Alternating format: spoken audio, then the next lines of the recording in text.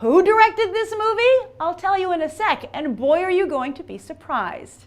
You're watching Beyond the Trailers review of The Way, Way Back. I'm afraid I'm gonna have to ask you to leave. You're having way too much fun. It's making everyone uncomfortable. Wow! I'm just kidding. That wasn't even my best stuff. Come on. Just hold there for a sec. This guy's an artist. Watch and learn. And you are holding? Still holding? Just about ready to hold. I need somebody to do some odd jobs, clean up some vomit. Definitely. Does your mom know you work here? Who's that big guy? Is this a girl? What are you doing over here talking to us? Well, maybe, Roddy, if you guys hadn't called me over here. The poster for The Way, Way Back features a misleading boast, claiming to be from the mines that brought you Little Miss Sunshine and Juno. But on closer inspection, you'll see that the mines they're talking about are the executives in Fox Searchlight's acquisitions department, not the producers or directors of those two films. Yet one can't deny that those execs do have pretty good taste, so why not try to lend their street cred to a movie directed by two first-timers? But you've seen both directors plenty of times in a different capacity. One is that guy who must be hoping his crooked teeth will give him the type of distinction that a broken nose has for Owen Wilson, Nat Faxon. A former member of the Groundlings, Faxon is perhaps best known for his TV work on Reno 911 and Ben and Kate. But like fellow Reno 911er Thomas Lennon, he also happens to be a screenwriter and actually won an Oscar for co-writing The Descendants.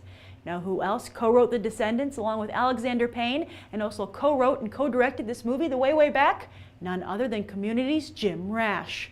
Rash is also a Reno 911 alum, but after their Oscar win, it looks like the duo has cleverly parlayed that into a big screen opportunity for themselves. In addition to writing and directing, both have supporting roles in the flick, alongside some real comedic heavyweights. There's Sam Rockwell, Steve Carell, Allison Janney, Rob Corddry, Maya Rudolph, and Toni Collette, as well as Amanda Peet and Anna Sophia Robb. Then in the starring role, there's newcomer Liam James. Can Faxon and Rush repeat their The Descendants success for themselves, striking the right balance of comedy and pathos? Those acquisition execs at Fox Searchlight sure seem to think so. They're willing to stake their reputations on it. So this film has one of the best opening scenes I've ever seen in a film. It was fantastic. And it was filmmaking 101. I mean, this should be so inspiring to aspiring filmmakers out there, because it just takes place in a scene in a car. That's all it is, and it's just two actors talking. But it's written so well to have so many layers and depth, and it's acted out so well by the actors that it's a really good example of how, and it's unfortunate that I think today's screenwriters have lost sight of this, that simple, well-crafted scripts are the most impressive. And they allow everybody else who comes in later, from the director, the DP, the actors, the costume designers, scenic design, production design, to all add another element on top of that and to really build something that's impressive. I just loved the scene. I thought it told so much about the characters in a short amount of time, and it set up the movie so well, and it made me excited to see what was going to come next. But unfortunately, though, I have to say, as the movie progressed, the movie became more and more, I would grade it as a rental, because it seemed to unravel to me and not go where it needed to go. And the main reason is because of the main actor, Liam James. Now, of course, he was in that opening scene and he was fantastic there. But, and so because of that, I would have to say, I don't think that it's his fault of what happens to the film, of it kind of digressing into a rental.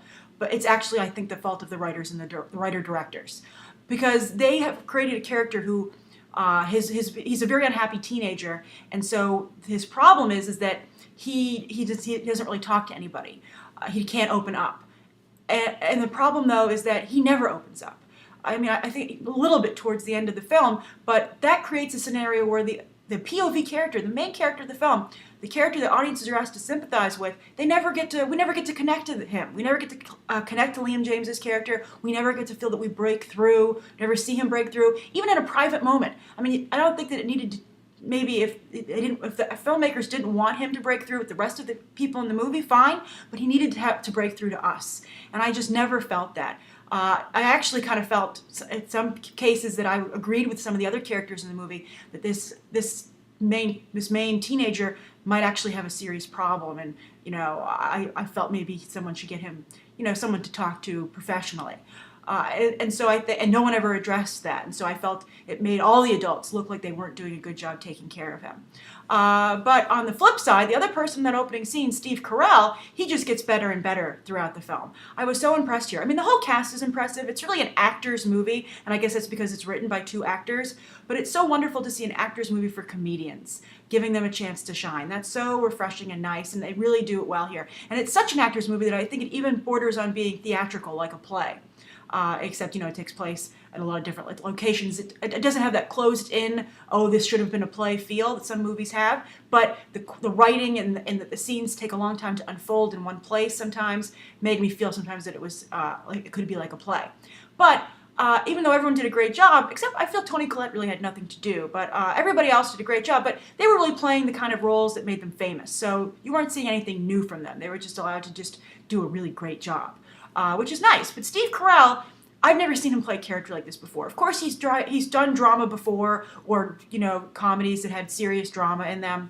I like Crazy Stupid Love for that reason, and Dan in Real Life I thought was pretty good. I think this movie is actually very similar to Dan in Real Life, that they are both very good films, but kind of rentals. But here, actually, I think Steve Carell is the least funny character, but he's one of the most fascinating because I just love what Steve Carell did with the role. He not only embraced it, he plays a somewhat unlikable character, but he not only embraced it, but he created hidden depths to the character that while the script and the filmmakers never really explore it, it's there. Steve Carell created it to embody this character. And because he was so convincing and so good, that he actually reminded me a little bit of Jim Carrey. And even though Jim Carrey kind of ruined his career with his comedy, his comedic antics, it just kind of went too far. He kind of went into Robin Williams territory, I feel. Of course, everybody knows that for a period there, Jim Carrey was really hitting it out of the ballpark with films like The Truman Show and stuff like that, where he was just, I guess really The Truman Show only was the best, and he tried to recapture that a few times, but it didn't quite work. But he was phenomenal in that film. He really did a great job. And then I think Steve Carell shows that kind of level of capability here. And even more so, because Truman was also a very sympathetic character, and Steve Carell's character here is not sympathetic, but yet Steve Carell makes him a full embodied character, and I just really liked it. So yeah, the movie was enjoyable. The scenes, of course, Sam Rockwell is great, but I think some of the Sam Rockwell scenes actually didn't work for me because it was just so much of Sam Rockwell doing what Sam Rockwell always does that I kind of was like, okay, I've seen this, let's try and do something else. But I had a good time, and I think it is worth seeing for Steve Carell's performance alone. And it's a great rental. I think if you rented this, you'd be like, wow, what a wonderful evening. I'm so happy I rented that movie. Sometimes waiting to rent movies does work because it gives me a great time at home. But I think if you went to the theater, you might find yourself a little frustrated and not really feeling that it was worth that kind of level of investment, of time, of money. So that's what and also I guess time, because you have to go to the theater and stand online, whereas you watch it at home, you can just turn it on and it's on. So I think that's a better thing here. So I think if anyone's looking for Descendants level filmmaking, you're not going to find it here. And I think, that's understandable though. This isn't a George Clooney movie. And it's not an Oscar contender. But I don't think it's even a surprise Oscar contender like Little Miss Sunshine was. This is just a really solid, middle of the road, first film. And so I am excited to see what these filmmakers do next, and I would watch it. And I hope Steve Carell gets more opportunities like this. So those are my thoughts about The Way, Way Back. If you've seen the film, be sure to share your own opinions down below. Thanks for watching, and I hope you check out these other episodes. Bye.